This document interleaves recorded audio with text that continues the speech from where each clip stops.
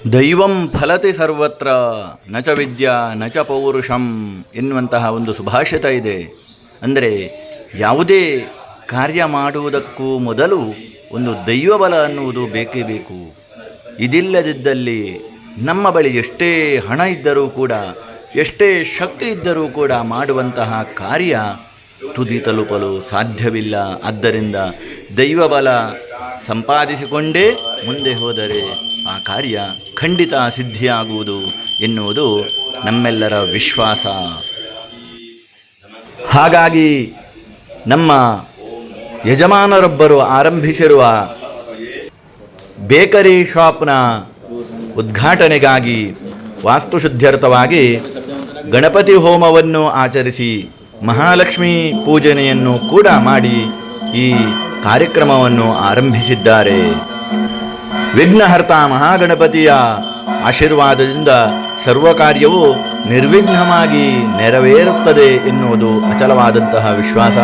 ಹಾಗೆಯೇ ಮಹಾಲಕ್ಷ್ಮಿಯ ಕೃಪಾ ಪ್ರಸಾದದಿಂದಾಗಿ ವ್ಯವಹಾರದಲ್ಲಿ ಸತತವಾದಂತಹ ಅಭಿವೃದ್ಧಿಯು ಕಂಡುಬರುತ್ತದೆ ಎನ್ನುವುದು ಕೂಡ ಅದೇ ರೀತಿಯ ವಿಶ್ವಾಸ.